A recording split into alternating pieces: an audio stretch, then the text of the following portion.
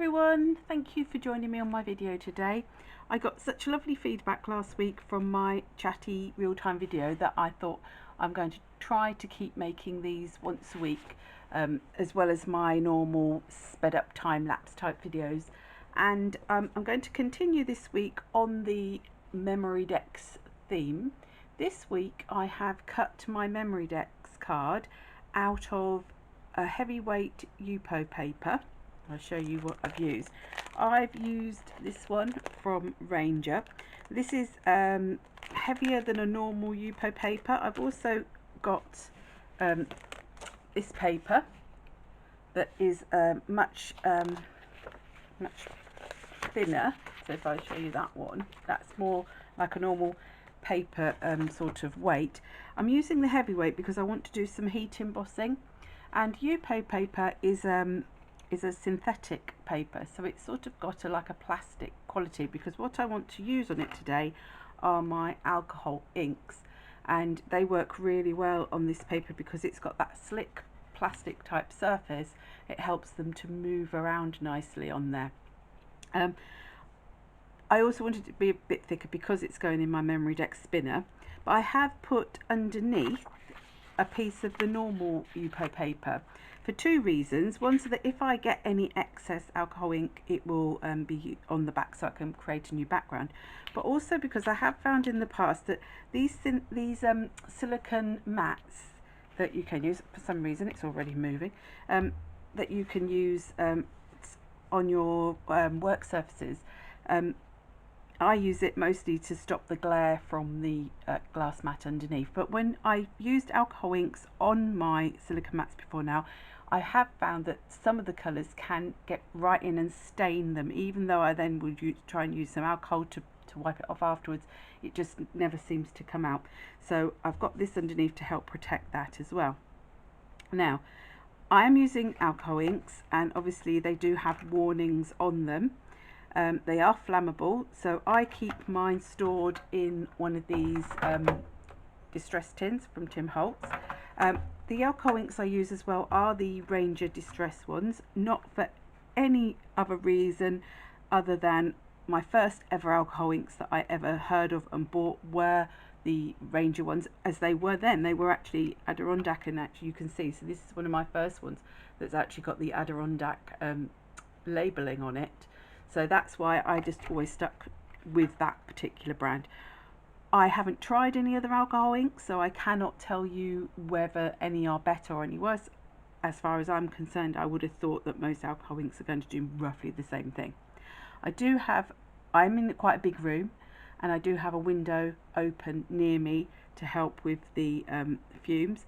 However, these do have a very, very small tip to them where the ink comes out, so whilst you're not using them, nothing is really going to be coming from that tip. And Tim Holtz does now say that you are quite able to leave your lids off of these when you're not using them. It's not going to evaporate through that hole.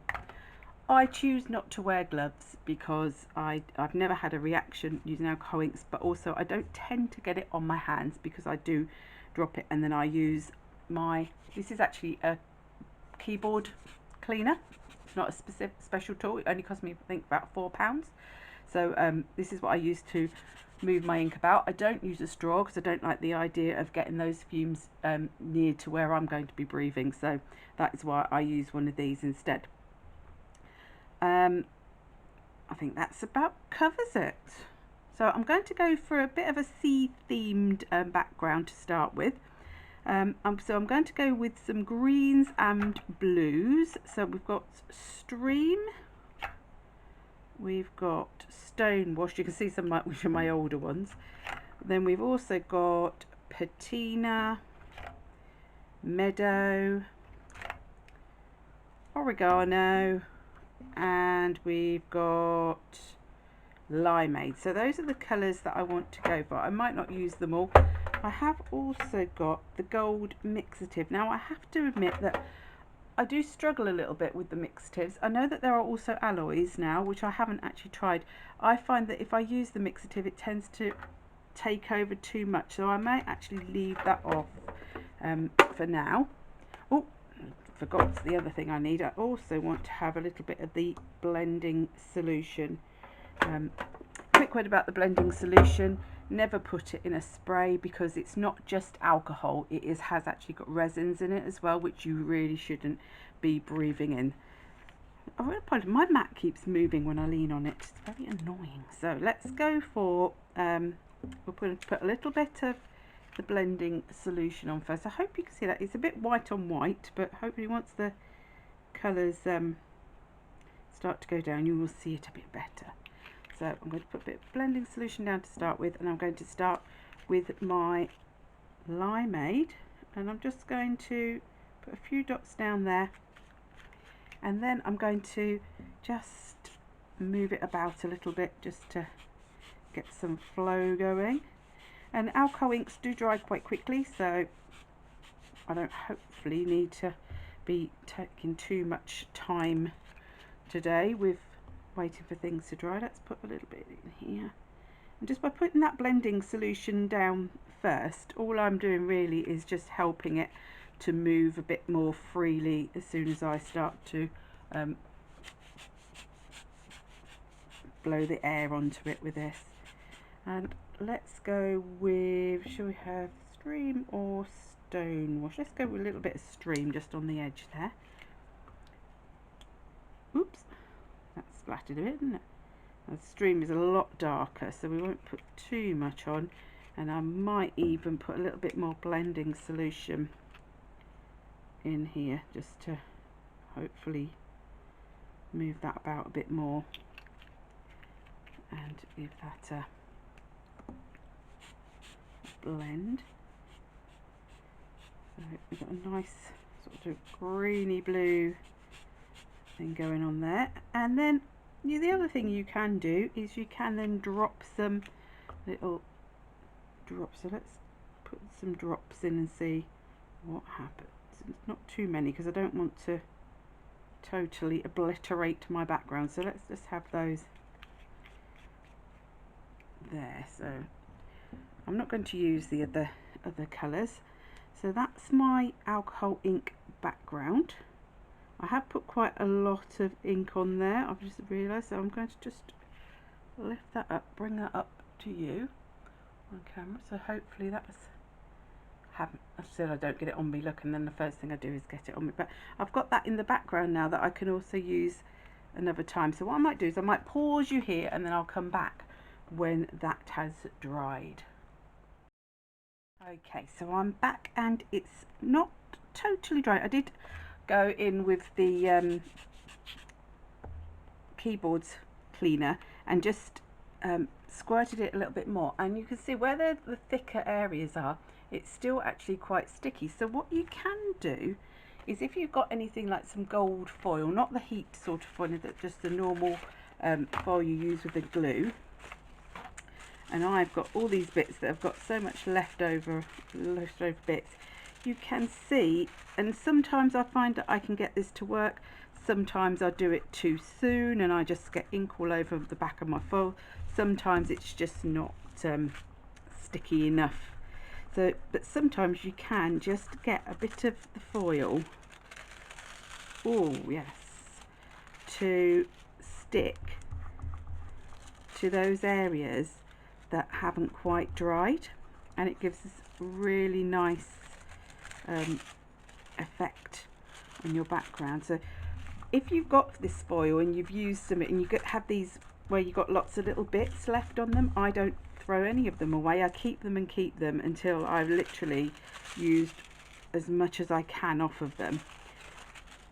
But it's just a case of just finding where your bits are that have still got a bit of gold left on them, and I just keep going over and over it until I think that all of the stickiness has taken on some foil. And there we go. So then you end up with really lovely, oh, that's a bit shiny, wasn't it? But you can see that the shine of the gold foil there. So this is my underwater scene, so to speak. I'll just put those aside, and I put just a normal piece of paper down now, And what I wanted to do next, I wanted to do some stenciling, but I want to sort of do reverse stenciling. And what I mean by that is I want to actually lift off some of the colour to make some bubbles. So I've got this stencil, I'll get it out of the packet. This is from Julia McNeil. I'm not quite sure what the name of it is, but it's like dangly chains. And what I'm going to do is I'm going to use some of this alcohol lift ink. Now there is a lift ink pad, and this is actually more of to re-ink your pad, and this is by Ranger and Tim Holtz, and this is to lift your ink off. If you're going to use the pad with stamps, you do need to make sure that there is no ink on your stamps. So if you've been using archival, that is the one time when you really do want to take the archival with an archival cleaner off of your stamps. Now I tend to do this a lot more with my re-inker. I get just a blending foam that is clean, believe it or not, and I just work a bit of the lift ink into my blending foam, and then I'm just going to put my stencil how I want it, which is a bit like that, and then I go over the top, and you can see that where it's going through onto the ink, it will start to lift the colour away. Now the exception to this is if you're using the alcohol inks that have the mica in, so the alcohol pearls, the bits with the pearly bits won't lift, and that's, you'll see the same in a minute where I've put the foil. Obviously it's not going to lift the foil, so if there is foil underneath, it won't lift that. So I'm going to take that off. It started to work. What I do is then, let's put the lid back on my lifting so it doesn't get wasted and spilt in any way.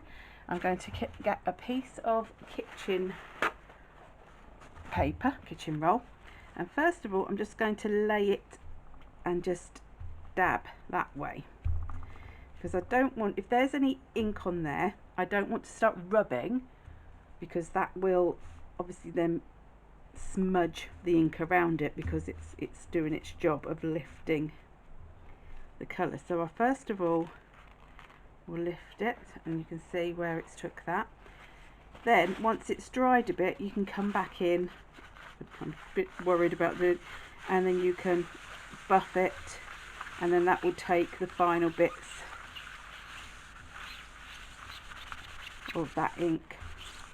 It's where you've lifted it, take the final bits off, and there we get a lovely effect in the background with our stencils on the alcohol ink. So I've done my colour, I've got some foiling, I've got my stenciling. Now I want to put a little bit of stamping in the background. Now obviously this is a synthetic paper, so it is like a plastic, so if you're going to do any heat embossing on it, you need to be aware of it, and that is the reason I've used the thick YUPO paper. If I tend to use get my heat gun up to temperature first, and then do it as quickly as I can. Now I'm going to be, for my main image, I've got one of these stamps already coloured and cut out. I coloured and cut out ages ago, this seahorse. I'm just deciding whether to go with this shape in the background, or I've got on another stamp set, also by Julia McNeil, there's these little circles, well they're meant to sort of be screw heads, but I thought they might look like bubbles. Actually I think I'm going to go with that one, and I'm going to be heat embossing with some gold powder. Now this might be a disaster, because this is quite damp in some ways and sticky in some ways in areas. So what I'm going to do is I am going to give it a really good covering with my anti-static bag, but I may get powder a bit where I don't really want it, but let's have a go anyway, why not?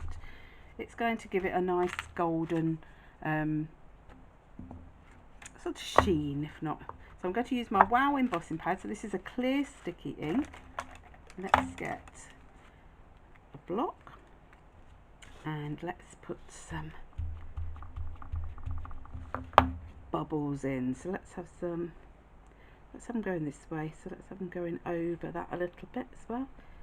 So you won't see a lot at this point because obviously this is a clear ink, it's going to not really show, but I'm going to put a few bits, not too many, just 1, 2, and let's guess maybe here.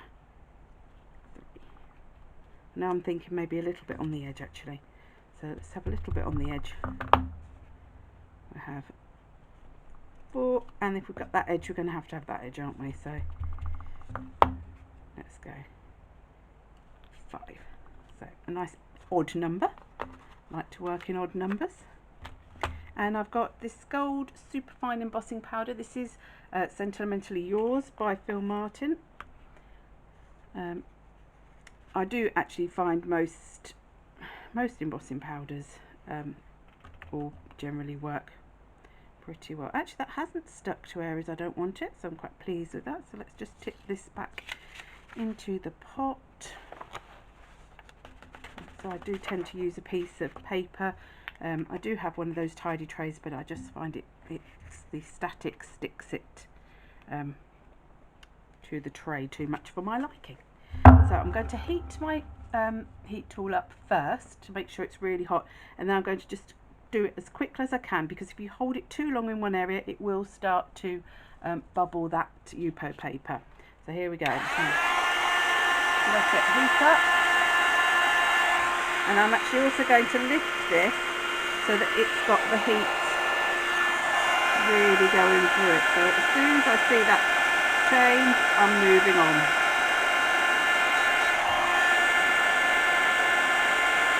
Even though I'm moving really quickly, it's still giving it a little bit of a... I move it away if I think that the paper's getting too bubbly. There we go. So I've got my bubbles, because I mean this is alcohol ink, so it has made it slightly warped, but that's fine by me. You could get something like a gold pen. Just looking, I can't find a gold pen in here. I've got a silver pen, but, or maybe a silver pen. You could use something like a gel pen or a metallic paint pen, and you could colour over your alcohol inks if you want to do. Let's just do a few of those in silver, so we've got nice metallic bubbles going on. Obviously you couldn't use your alcohol pens over these because the alcohol would just reactivate the alcohol, and you would, so you need something that's going to be able to go over alcohol ink. So there we go, let's give that a bit of silver there. So it's quite nice actually in the silver. I think I'm pleased to do the silver rather than gold because it gives it a bit of a contrast there. I don't know if you can see that, where are those little silver bubbles. So then I've got my my seahorse, and this is something I do that if I've sort of not quite sure what I want to make, I will just stamp, cut out and colour in lots of images so that they're ready to go when I feel like using them again. I've not got any glue in that, so that's not going to. Let's try it with a bit of foam tape. So let's have him or her just standing up a little bit on here. Let's give that there. So let's just, oops, just overlapping there a little bit. Let's get my scissors and just cut that little corner part off so that it's not, oops, without cutting my seahorse up. There, that's better. Let's pop the backs off that. And I'm just going to pop a little bit of acrylic glue into the foam as well, just to give it an extra stick. Also it helps by giving it a little bit of extra wiggle room if you need to. I don't want to put him where the things go, so over there. There we go. There's our seahorse. And now I just want a sentiment just to go across here. Let's grab some Tim Holtz ones. Right, what do you want to? There's beauty in simplicity. That would be quite nice, wouldn't it? There's beauty in simplicity. I'm just wondering if I would prefer that in black. And they'll probably find I haven't got that one available. Hold tight and pretend it's a plan.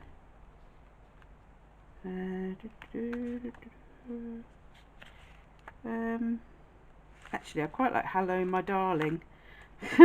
Looks like the sort of thing that he would say, or she would say. How about there? Hello My Darling.